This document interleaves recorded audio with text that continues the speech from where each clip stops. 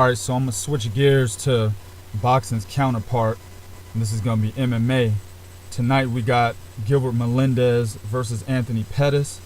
And we've also got the rematch of Johny Hendricks versus Robbie Lawler. Also on the card, but I'm not covering it in this video, is Travis Brown versus Brendan Schaub. All good fights.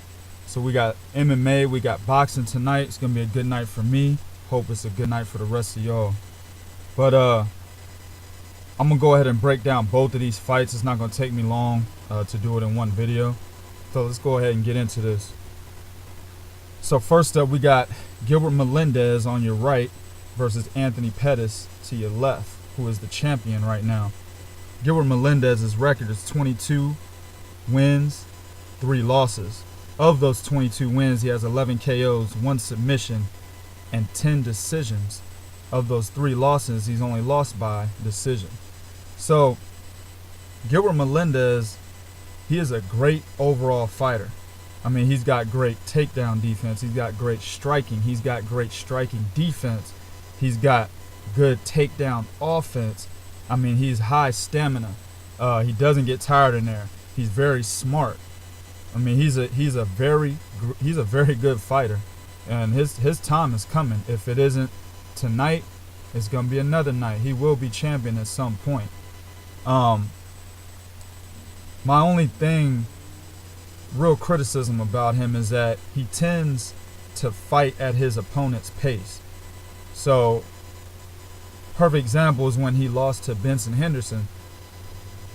He should have won that fight. Now, I had money on Benson Henderson, and once again, as I said in another video where I said I had money on Jalen Love in boxing, but I thought Gabe Rosado beat him.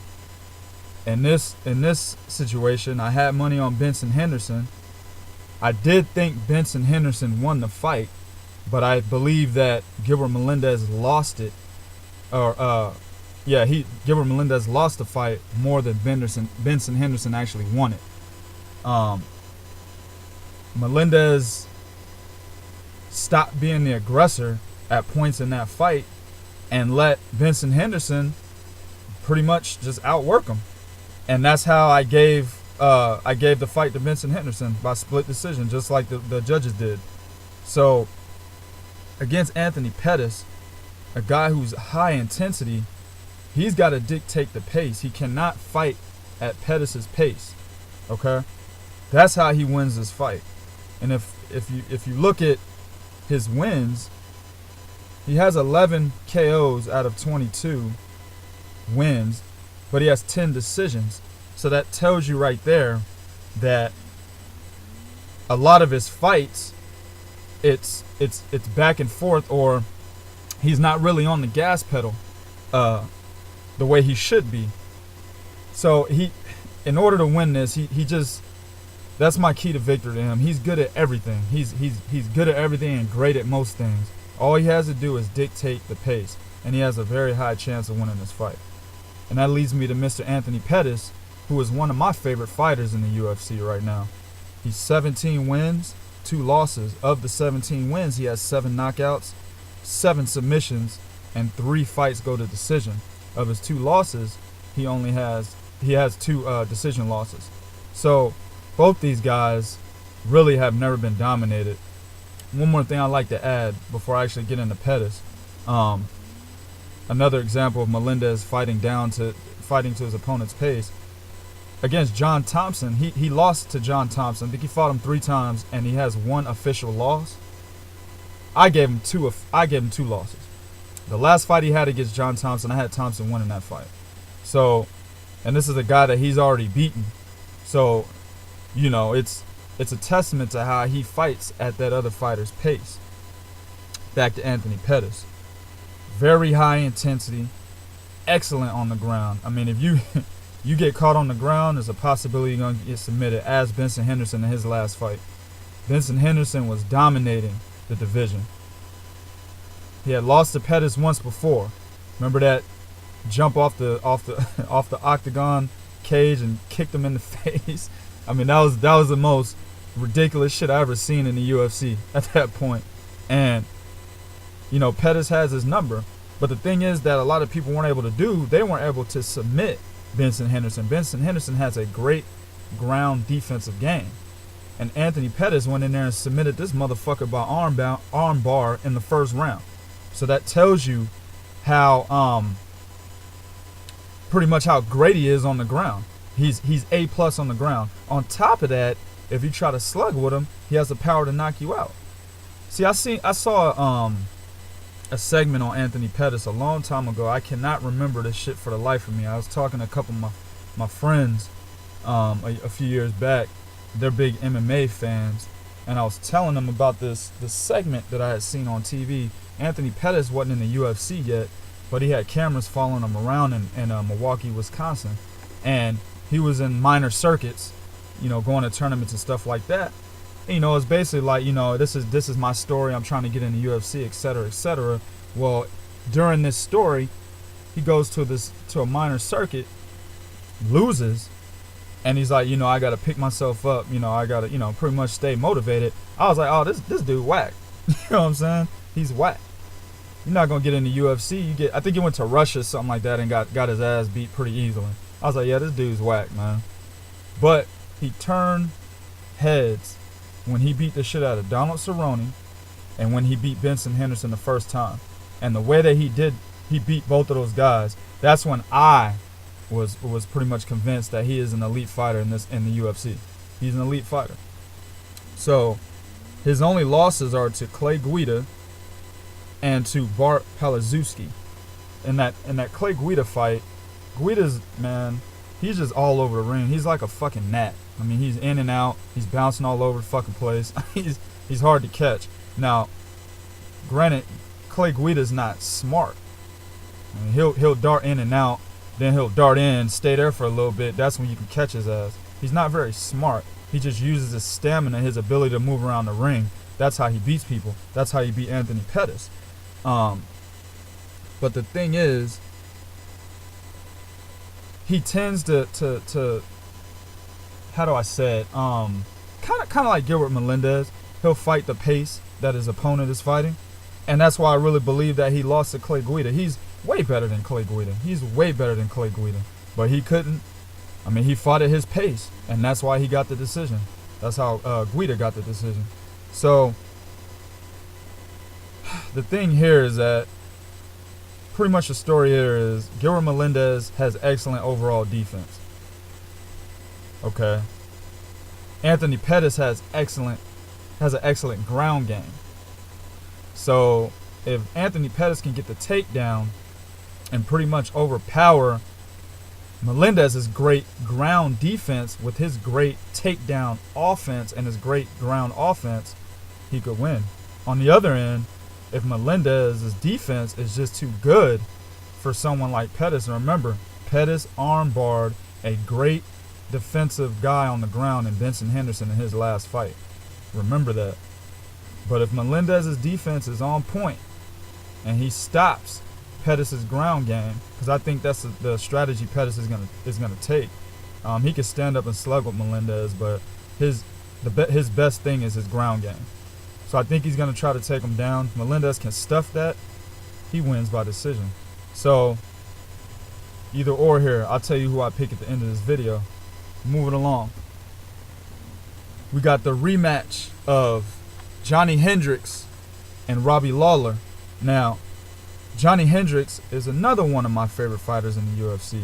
I think he's very dominant. His loss to GSP was some straight bullshit. If y'all watched that, I was pissed off. Like, I had money on Johny Hendricks to beat GSP, and when they announced that decision, I nearly punched a fucking hole in my damn living room table, man. That's how pissed off I was. So, this dude is elite. In my book, he only has one loss. His record is 16 wins. Of those 16 wins, he has 8 knockouts, 1 submission. One submission and 7 fights or 7 wins to decision. And of his 2 losses, they both went to decision. I only credit him with 1 loss. He beat GSP. So, his real loss was to Rick Story back in 2010. This dude has, both of these guys are the hardest hitters, 2 of the hardest hitters, besides Cain Velasquez, in the UFC today. When these guys hit you, man, it's lights out, man. If they land flush. What was so great about this first fight is that you got two guys, and you know what they're trying to do. They're going in there and try to knock each other's fucking heads off. Two guys with that pack the punch of a fucking mule, right? Two guys with excellent power. They also have fucking granite chins. So they're landing bombs on each other left and right. And each punch that lands, it saps their energy, the energy of the opponent. And by round 4, these motherfuckers were gassed out, but they're still throwing bombs. Now in that first fight, I was a little disappointed in Hendricks. I think Hendricks is a much smarter fighter than he portrayed in that in their first matchup. And I think he was just trying to give the fans what they wanted to see. Will he do the same thing in this fight? We'll see. Let's get to Robbie Lawler. 24 wins. Of those 24 wins, he has 19 KOs, 1 submission, 4 wins by decision, and he has 10 losses. Of those 10 losses, only been knocked out once. Been submitted 5 times and 4 defeats by decision. Now, like I said, Lawler is literally, and if you compare him to boxing, he's like the Ruslan Provodnikov or the, he's just coming forward trying to knock you out. That's what he will be equivalent to. There is no plan B with Robbie Lawler. He's not going to stand back. He's not going to think. He's not going to try to strategize. He's not going to play chess. Johny Hendricks will do it a little bit. He'll do it enough to get him the win if he can't knock you out. But Lawler, he's not going to do that shit at all. He's coming forward. He's trying to knock you the fuck out. Dude has a granite fucking chin, man. Now, his story is great. In the beginning of his career, he was trash. And most MMA fans, if you remember Robbie Lawler back in the day, early 2000s, he was trash.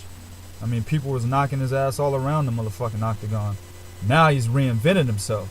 He's an elite fighter in his division, and he's beating guys, and it's not very questionable. His wins, only one, and that was the same night that GSP beat Hendricks when he beat Rory McDonald. I had Rory McDonald winning that fight by split decision. It was a close fight. I do have a small problem just because the UFC is only 3 to 5 rounds. It's not like boxing where it's 12 rounds where you have a lot more time to work with.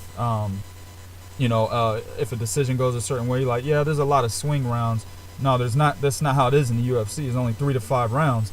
So the swing rounds are at a minimum. So when a fight actually goes another way by split decision, sometimes it can be bullshit as if it was unanimous. You know what I mean? So I don't see how Lawler won that fight, but I do see how Rory McDonald won that fight by split decision. So that night for me was just a bullshit ass night. I was pissed off that night at the UFC. But he went ahead, got the first fight with Hendricks, and Hendricks came out with the victory. So, but back to Robbie Lawler's granite chin, he's only been knocked out one time in his career, and that was 10 fucking years ago against Nick Diaz. So, imagine how many people he's fought in a 10-year span, power punchers that he's fought in a 10-year span, but only one of these motherfuckers was able to knock him out. That's a major chin, man. Just recently he beat Jake Ellenberger, who was a highly touted prospect. He still is. A lot of people were thinking highly of Jake Ellenberger, and Robbie Lawler beat him easily. And he also beat Matt Brown in his last fight. So, reinvented himself. He's a really good fighter now. I can't wait to see this fight.